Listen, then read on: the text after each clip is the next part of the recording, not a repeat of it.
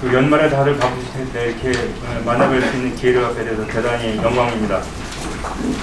저는 그 준비한 자료를 토대로 해서 이제 강조할 점 중심으로 말씀드리도록 하겠습니다. 그 16페이지에 보시면은 이제 제가 그림을 하나 이제 복사를 해놨는데, 이거는 그 뉴크맵이라고 인터넷에 나와 있는 그 웹사이트입니다. 여기 들어가셔가지고 그 핵폭발을 했을 때도 피해 규모가 얼마나 되는지 다 측정해 보실 수 있습니다. 해보시면 좋겠는데, 지금 우리나라는 지금 뭐 핵이 없는 상태에서 핵을 가진 북한의 핵 인질되어 있는 상태라는 건 여러분 다 이해하실 거라고 생각합니다. 이 핵 문제가 시작된 지 30년 됐는데, 30년 됐을 때 30년 전에 마치 그 무딘 칼을 든 강도가 집에 들어온 것 같습니다.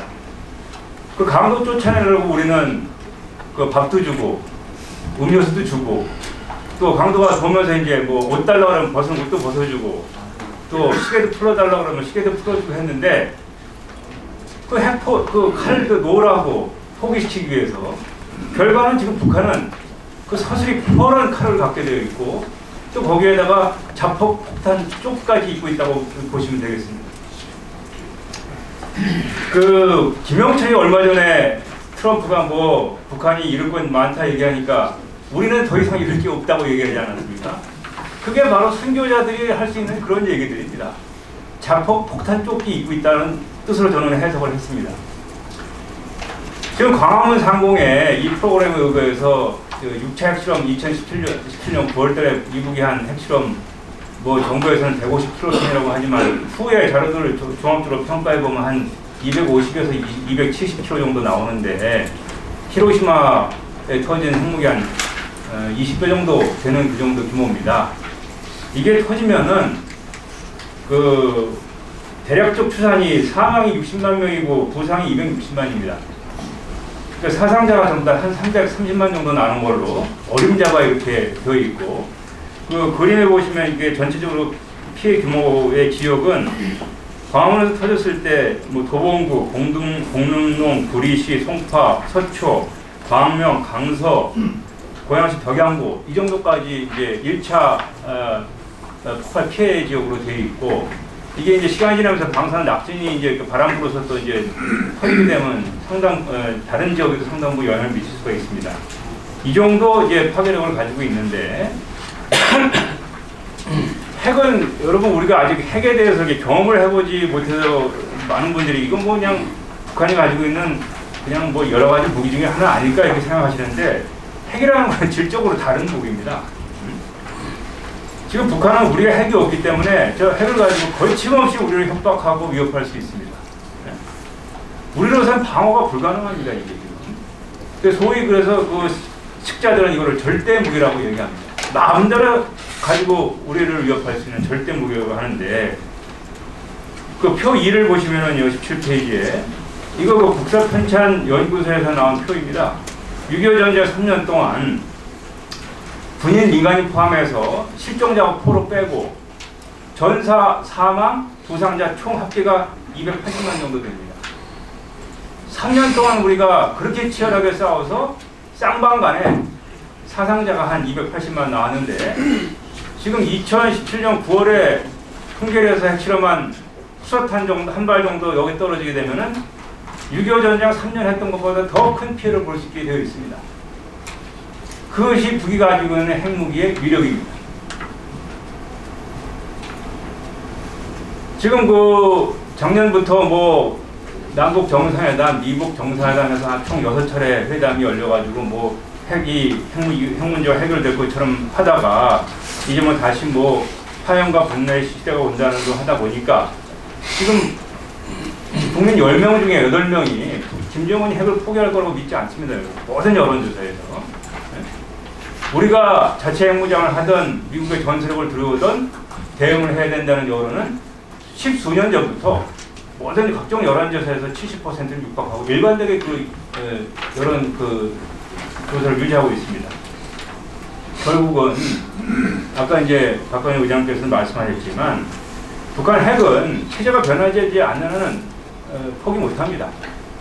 여러 가지 뭐 어디 사례 얘기하지만 국제적으로 완성된 핵을 가지고 있다 포기한다라는 남아프리카 공화국하고 그 우즈베키스탄, 카자흐스탄 두 군데인데 여기는 외부에서 압박을 해서 또는 설득을 해서 된 게 아니고 체제가 변화해가지고 그렇게 된 겁니다. 체제가 변화해. 사회 체제가 근본적으로 변화해서 스스로 핵포기 결정을 내는 사례가 딱 두 개 있습니다. 결국은 북한도 그 길을 따르지 않을까 생각하고 그 얘기는 역으로 북한 체제가 변화할 때까지 어느 정도 시간이 걸리지 않겠습니까? 그때까지 대한민국은 북한 핵을 머리 위로 한다. 따라서 이제는 핵 포기를 유도하기 위한 노력보다는 당장 발등에 떨어진 불, 북한 핵으로부터 우리 국민을 어떻게 지킬 것인가 우리 국력을 모아야 될 때가 왔다고 저는 보고 있습니다. 그러기 위해서는 지금 우리가 가지고 있는 기존의 국가안보 시스템 다 바꿔야 됩니다. 현재 우리나라의 정부 조직이나 군 조직, 군사훈련, 뭐 교육 이런 거는 핵을 상정한 그 시스템이 아니지 않습니까? 여러분 다 아시다시피. 이걸 다 근본적으로 뜯어 고쳐야 된다. 그렇기 때문에 지금 뭐 외교를 통해서 비핵화 외교를 통해서 해결해보던 그 지난 30년간의 노력이 다 수포로 들어갔는데 지금 앞으로 가야 할 길은 훨씬 더 험난합니다. 진짜 가시밭길이라고 저는 보고 있는데 이거를 가지 않을 수가 없다. 피할 수가 없고 피해서도 안 되는 길이다라는 말씀을 제가 오늘 그 발표를 통해서 좀 구체적으로 드리고자 합니다. 지금 여러분 핵에 대해서 핵의 세상이 바뀌었습니다. 지금 핵무기가 45년대 지구상에 출현한 이후에 인간을 위해서 실제로 사용된 것은 1945년 8월 6일하고 9일 히로시마 나가사키 딱 두 번밖에 없습니다. 그 후에는 핵이라는 게 워낙 가공할 파괴력을 가진 정말 비인간적인 무기이기 때문에 저거는 사용할 수는 없고 저걸 가지고 위협하거나 뭐 이 정도는 할 수 있다. 이렇게 여겨져 왔습니다. 실제로 전쟁에서 핵이 사용된 적 없습니다. 그러나 그러한 세상이 이제 바뀌었다 이겁니다. 이제는 핵이 전쟁에서 사용될 수 있는 시대로 좀 바뀌었다는 걸 우리가 지금 모르고 있다 이겁니다. 네? 만약에 앞으로의 전쟁에서 핵을 사용한다면 가장 먼저 가능성이 있는 두 나라가 바로 러시아하고 북한이다. 네? 이미 미국은 그렇게 상정을 하고 방위 체제를 바꾸고 있다. 과연 여기 우리가 얼마나 이 바뀌는 현실에 대해서 얼마나 발빠르게 대응하고 있는가, 제대로 미국의 보전을 맞추고 있는가, 이런 거에 대해서 자정을 해야 할 시기가 좀 왔다고 봅니다. 러시아의 전략에 핵 확전 우위 전략이라는 게 있습니다. 지역 분쟁을 예를 들어서 뭐 크림반도, 우크라이나 크림반도는 뭐 나토 쪽에서 뭐 속수무책으로 당했는데 이제 다시 뭐 에스토니아 같이 발트 상국에 러시아가 재래식 무력을 가지고서 침공해서 이제 영토를 장악하게 되면은 다시 우크라이나 꼴이 안 나기 위해서 나토가 빠르게 대응하려고 하거든요. 지금 신속 대응은 만들고 러시아도 그걸 아니까 나토가 오지 못하게 먼저 핵을 쓴다는 겁니다. 그 길목에다가. 네? 그러면서 나토에다가 질문을 던지는 겁니다. 니네 우리하고 핵전쟁 해볼래? 그러면 대체적으로 나토는 뒤로 물러서게 될 것이라는 것이 러시아의 판단이고 그 전략이 핵확전 우위 전략이라고 하고 지금 실전 교류가 다 되어 있습니다. 러시아군은 이렇게 재편되어 있고 미국이 우려하는 것은 러시아가 그런 전략을 가지고 있는 것뿐만 아니라 북한도 똑같이 러시아의 전략을 답습하고 있다. 그런 거에 대해서 우려를 하고 있습니다. 러시아는 지금 미국은 전술 핵탄두, 뭐 히로시마 정도에 터진 소규모의 전술 핵탄두를 지금 한 종류, 비행기에 투하할 수 있는 핵폭탄 한 종류 한 300기 정도 가지고 있는데 러시아는 전장에서 사용할 수 있는 전술 핵탄두 종류가 지금 11종류가 넘습니다. 그리고 그 개수도 2,000개가 넘어요. 이런 미국이 절대적으로 열세에 있습니다, 지금. 그 열세를 완화하기 위해서 미국도 지금 전술 핵탄두 개발에 박차를 가하고 지금 실전 배치하고 있는 그런 세상이 되었다. 북한도 지금 소위 얘들이 얘기하는 그 핵탄두의 다정화, 경량화를 하면서 핵탄두를 다양하기 위해서 많이 애를 쓰고 있습니다. 김정은이 2번씩이나 얘기를 했고 지금은 뭐 가지고 있는 거는 단거리, 중거리, 장거리 탄도미사일밖에 없지만 최근에 실험한 그 소위 방사포 있지 않습니까? 대구경 방사포, 초대형 방사포. 저는 언젠가는 북한이 여기에다가 핵탄두 탑재할 날이 오리라고 저는 보고 있습니다. 네? 곧 오리라고 저는 보고 있습니다. 이렇게 다양한 수단으로 핵탄두를 운반하려고 있는 능력을 확대하고 있다, 북한도.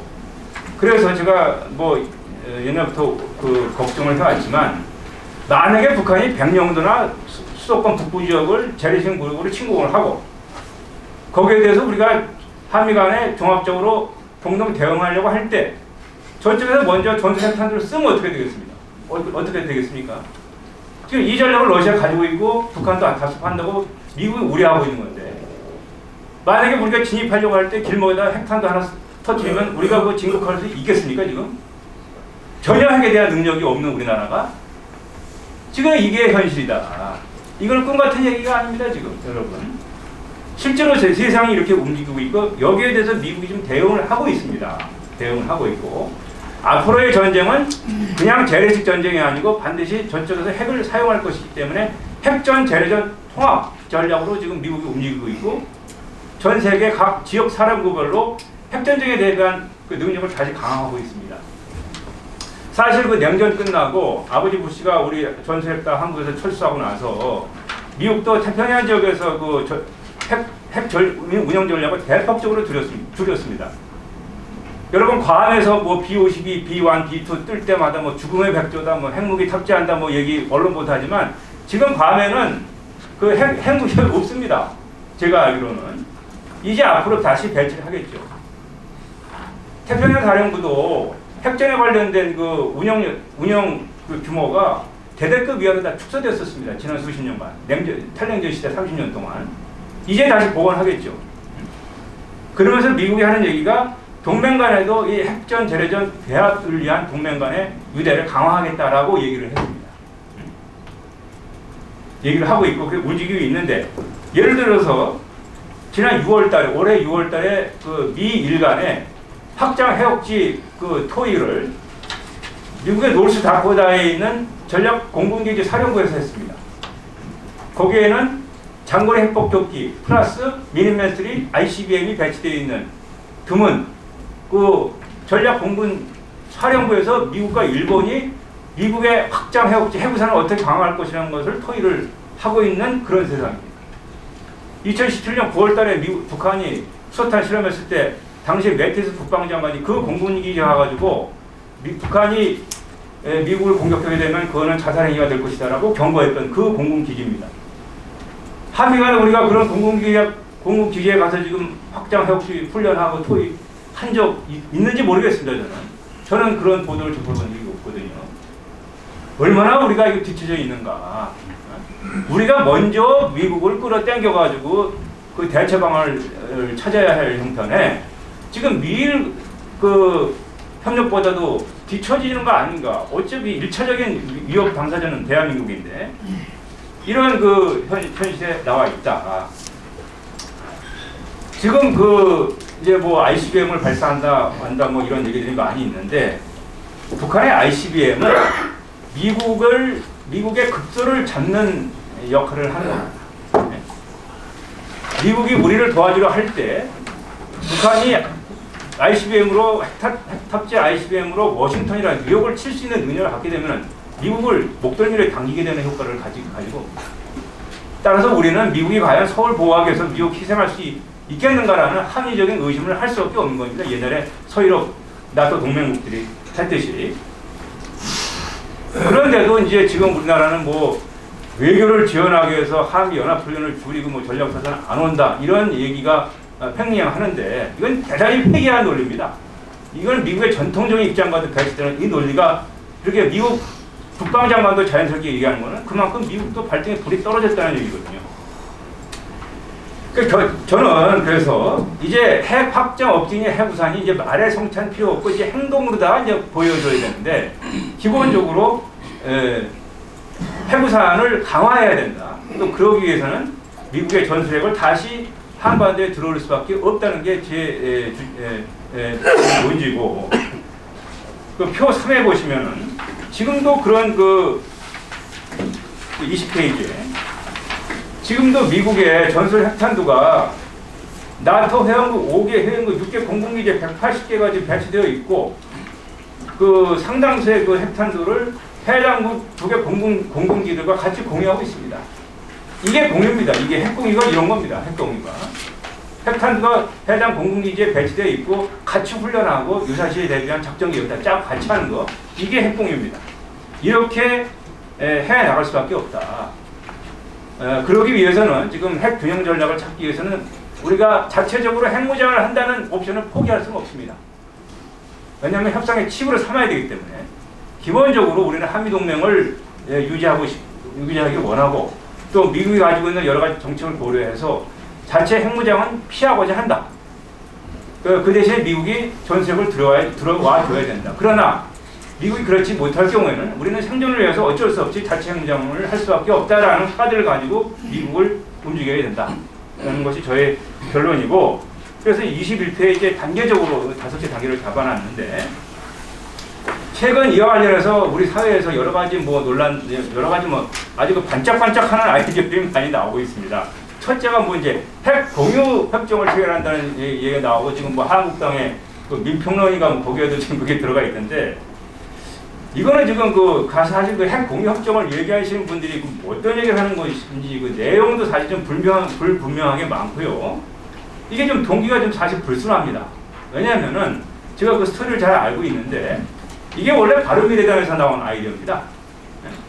2017년도에 그 한국당에서 그 당시 대표가 전술핵 문제 가지고서 이렇게 이슈를 띄우고 사진 찍고 하면서 인터넷에다가도 국민 청원도 받고 하다 보니까 바른미래당은 좀 차별화시키기 위해서 핵 공유라는 얘기를 들고 나왔고, 그걸 들고 나왔던 분이 다시 바른미래당에서 한국당 쪽으로 옮겨오면서 이게 한국당 쪽으로 넘어가가지고 이걸로 된 걸로 저는 알고 있는데, 이렇게 해가지고는 국가안보 문제를 정말로 그 정치적인 이해관계라든가 이런 그 사적인 그런 거 없이 정말로 순수하게 국가안보 문제를 국가안보의 관점에서 다뤄야 되는데, 그런 부분에 흠결이 생길 수 있다는 점에서 좀 문제가 있다라고 저는 생각합니다.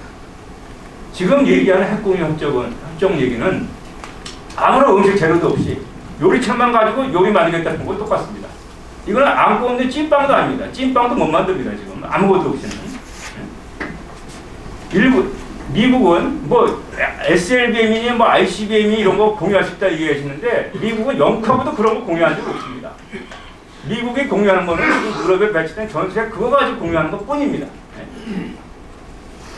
또 일부에서는 전술핵 여기 들여놓지 말고 그냥 괌에다 있는 거 그냥 유사시에 가지고 오면 된다 그러는데, 이거는 지금 칼등 강도 우리 거실에서 맞이하고 있는데 설득하다 안 돼가지고 옆집에 있는 칼 빌리러 가려고 부인이 일어서면은 그 강도가 가만히 있겠습니까? 먼저 찌르지. 예? 그럼 이건 억지의 기본하고도 맞지 않는 얘기거든요. 말하기는 쉽죠. 하지만 전혀 현실성이 없는 얘기입니다. 예? 근데 이런 얘기가 나오는 이유는 결국은 우리 사회의 팽배해 있는 이 국가의 존립에 관한 문제를 손에 흙 안 묻히고 좀 쉽게 해결해 보겠다 하는, 피땀 안 흘리고 쉽게 해결해 보겠다고 하는 그러한 풍토가 지금 우리 사회에 많이 배어 있습니다. 소위 그 님비 현상, 이걸 어떻게 좀 돌려서 나갈까 하는 꼼수, 편법, 이런 것 가지고는 여기 지금 오늘 주제가 생존의 안보 얘기 아닙니까? 어떻게 저 생존의 안보 얘기를 헤쳐나갈 수 있겠습니까? 여러분, 이건 정보법밖에 없습니다. 정보법밖에. 정당당하게 맞서는 것밖에 다른 방법이 없단 말입니다.